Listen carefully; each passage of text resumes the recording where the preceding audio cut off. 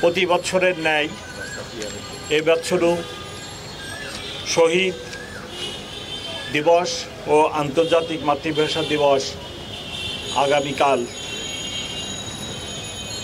অর্থাৎ আজ রাত 12:01 উদযাপিত হতে যাচ্ছে। পরম শ্রদ্ধা ভরে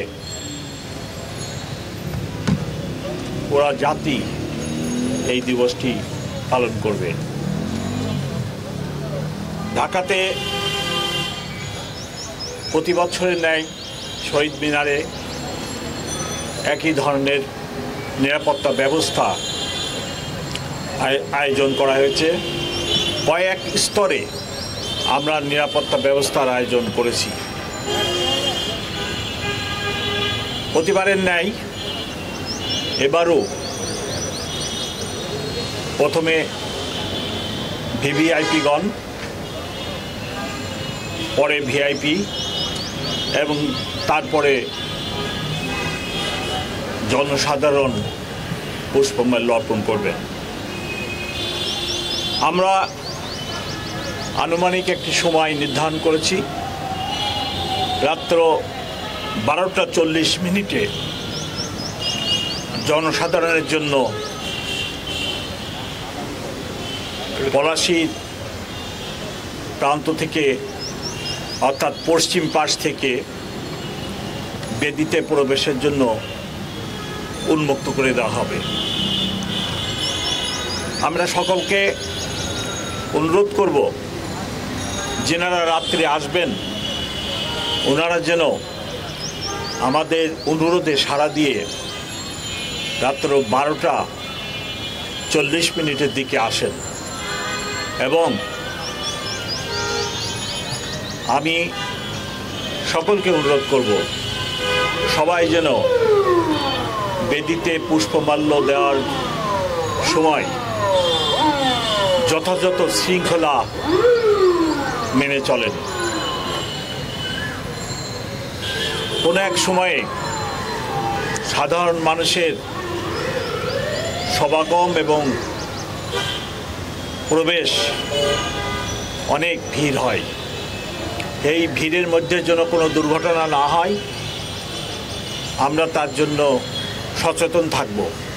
কিন্তু পাশাপাশি যিনারা আসবেন তাদের প্রতি বিনীত অনুরোধ, ওনারা যেন নিজেদের নিরাপত্তা, ওনাদের মোবাইল, মানি ব্যাগ এবং অন্যান্য ভ্যালুয়েবলস যা থাকবে সেগুলার দিকে সতর্ক দৃষ্টি রাখেন। নিরাপত্তা ব্যবস্থা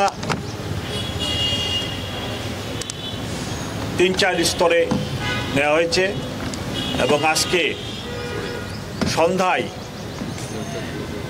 প্রথমে 5টায় এবং পরবর্তীতে রাত্র 8টায় ঢাকা মেট্রোপলিটন পুলিশের অফিসার এবং ফোর্স নিয়োজিত থাকবে এবং আগামীকাল বেলা 2টা পর্যন্ত আমাদের ফোর্স এবং অফিসাররা পুরো এলাকার নিরাপত্তার দায়িত্বে থাকবেন। এখন পর্যন্ত আমরা নিরাপত্তা সংক্রান্ত কোনো আশঙ্কা দেখি না। এই ব্যবস্থার ভিতরে metal detector, archway checking, manually দেহ তল্লাশির ব্যবস্থা থাকবে। কোনোরূপ